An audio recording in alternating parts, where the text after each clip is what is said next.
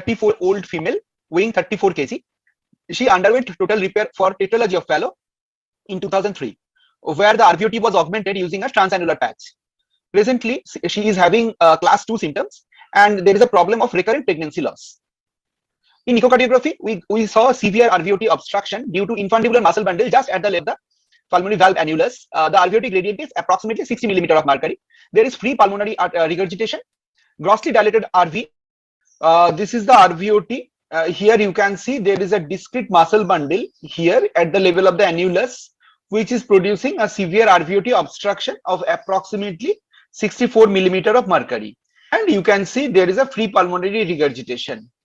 So here also you can appreciate this is the wide open RVOT, but there is a discrete muscle bundle at the level of the annulus.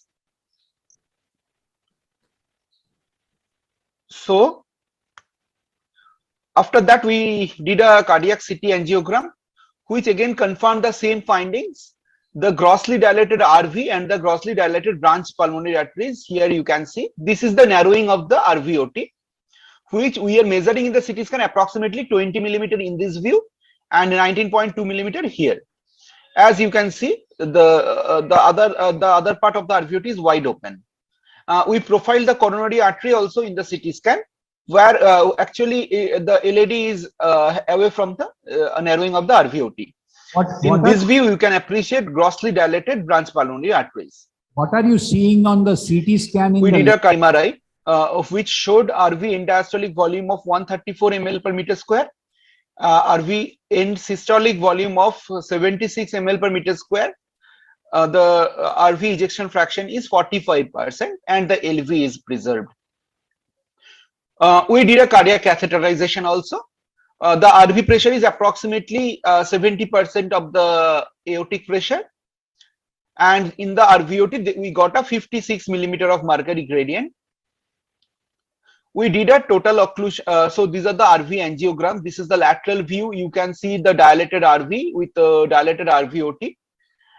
This is the RAO 3030 view, where you can see there is a constriction at the level of the annulus.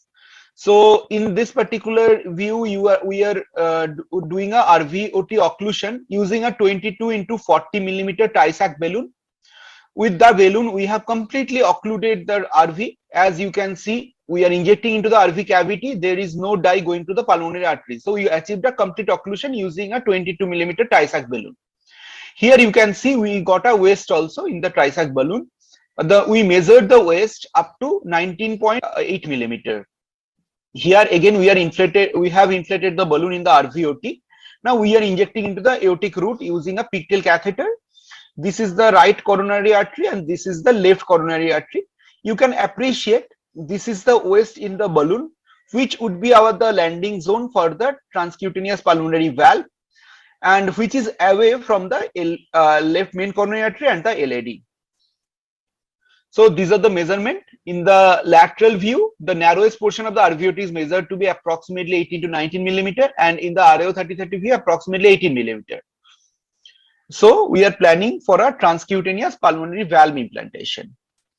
Good afternoon, everyone. I'm the team of Muthukumar. I come from Chennai, Apollo, and we have worked with here and Sanjeevan and the entire another team here.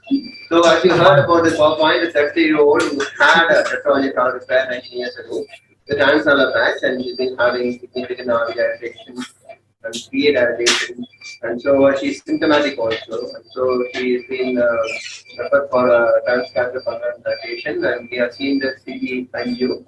It shows a very large and dilated pulmonary arteries, as if like absent pulmonary syndrome. But the advantage of that is there's a small ridge at the level of the valve, which is which could offer safe landing zone for the valve. So that's what CT scan showed. So we went for transcatheter pulmonary implantation because the CT scan measurement showed an annulus of 21. We thought of around 24.5, but we always balloon size before doing a pulmonary implantation. So the first angio, you can see that there, is done in RAO 3030. So it shows significant VA dilatation, LP and RPA, and you can see like access control syndrome like bridge at the level of the second wire, channel wire. So that gives me a lot of confidence. What do you think? And basically, what do you think? A small ridge there, so we can actually put a valve there. So next angio, please. Next time. Okay. So we went for balloon sizing. So what we do is we do a simultaneous RV injection to see whether any tight fitting of the RVOT, because that's what they're going to latch the valve on. Radial force depends on how tight the valve fits to the RVOT. So we just did an injection simultaneously after balloon dilatation. Previous one, please. You're doing before. Yes. So now we can see there is tight narrowing and there's no flow of current. So that's mild range, and so we stopped balloon dilation at this point, and we measured it, and we measured around 19.520, which fits with the CT scan findings. So from what our experience says is, we go 20% more than the balloon sizing diameter, which is around 24.5 valve is available. So I always take a 5 ml extra to the normal volume in case it looks very easy to ignite. I put 5 more ml. That's what we should do. So next energy. We do a 2 different views. So the other view also gave us a polarization diameter of 18.5. I think, and then we check the coordinates also. The coordinate flow is here, but importantly, people raise questions regarding coronary, but always look at the coronary artery in CT scan. The coronary artery is quite far off from the landing zone, and so I don't feel there is any threat of coronary occlusion here. But always we go 20% more than the narrow diameter what we measure here. So always have a coronary wire just in case. But I'm not anticipating any coronary occlusion at this point. Good day, everyone. So as you can see, we have the preliminary step done, which is the crossing through the left pulmonary artery, which is slightly difficult because of the angulation of the left pulmonary artery, with the help of an RCA catheter and the J-tip exchange link Terumo wire. And we are planning to substitute this wire with an Amplatzer superstiff wire. So now we can see that we are moving the JC catheter over the wire, and thereafter we will be replacing it with an Amplatzer superstiff wire. Thereafter, our plan is to substitute that wire with a Landerquist wire. So what we will do is, this is a double wire technique.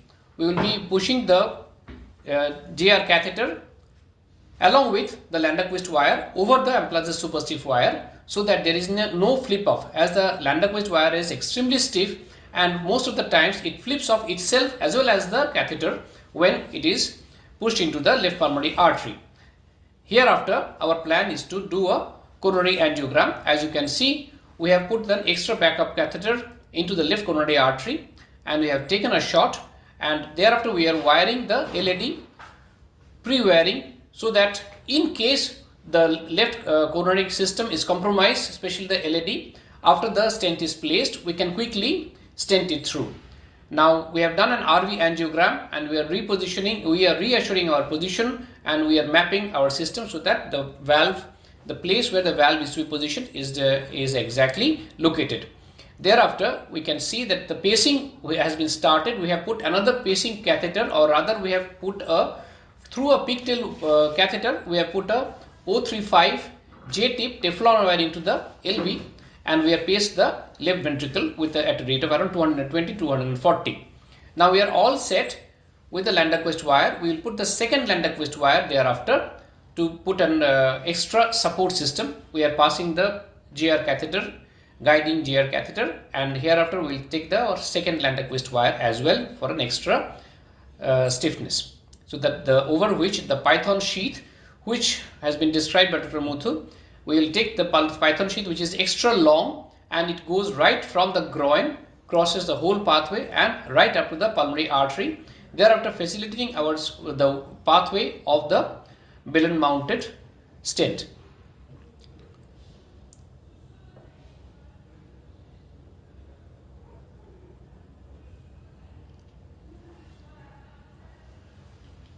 So now we are putting our second Landerquist wire in position, thereby consolidating our pathway, over which now the Python sheet will be taken.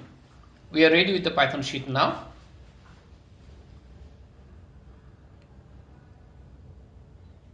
Which is an extra long one. The green one is 24 French and it's passing through the right femoral vein axis in place of the normal 6 French which we had put earlier.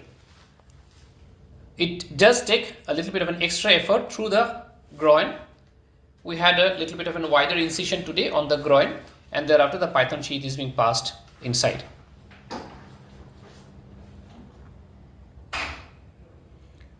As we described before, we had 4 accesses today. The left femoral vein has the pigtail catheter into the right ventricle for angiograms. The left femoral artery has the pacing system. The right femoral vein, the Python sheet is being passed, and the right femoral artery, the coronary EBU is there. So now we can see that the sheet has gone right up to the pulmonary artery, and we gradually remove the dilator and leaving the real sheet. This Python sheet has the capability of housing the stent. There is a balloon mounted stent, and it widens thereafter whenever the stent is going through it. So now we have crossed into the main pulmonary artery and we gradually take out the dilator from it. So the dilator is being taken out.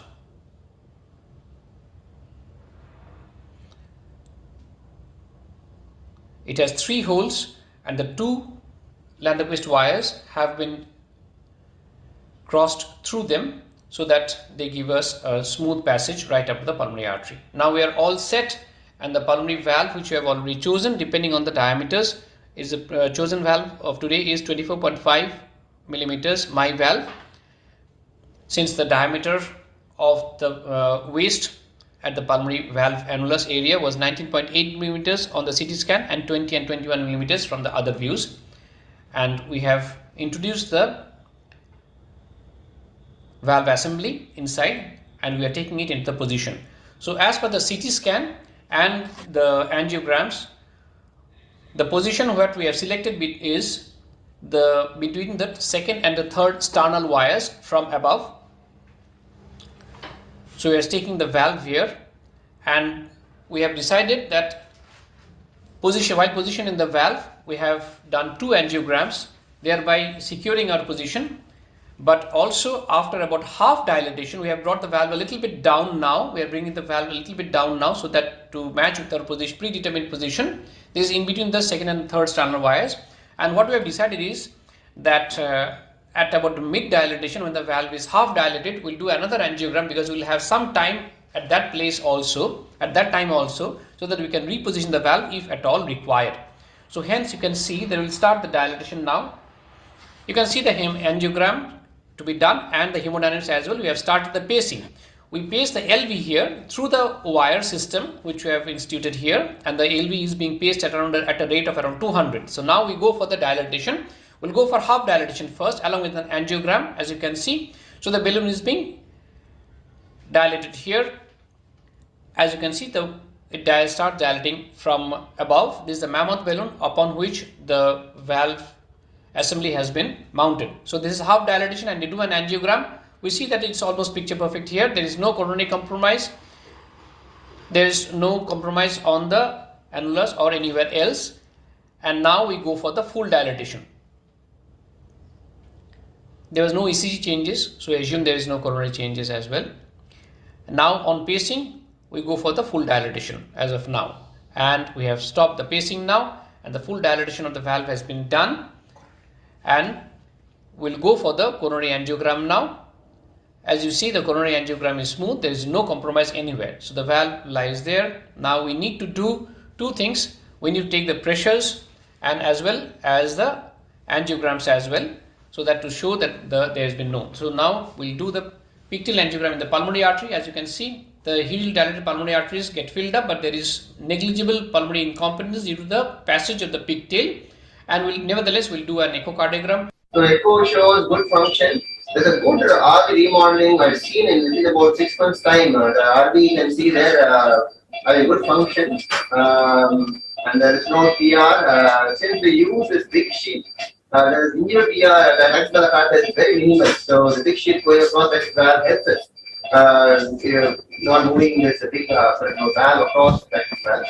So going on to the valve, you can see the valve there. RVOT valve, that valve is nicely seen position. These are moving nicely. And there is no grade across valve, and there is no ingestation. And put a date on it.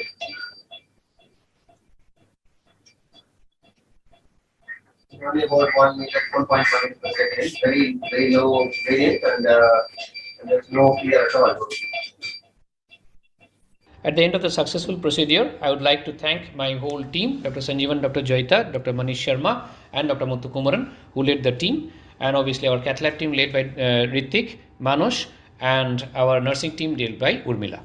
Thank you all very much, and the camera team as well. Thank you all very much.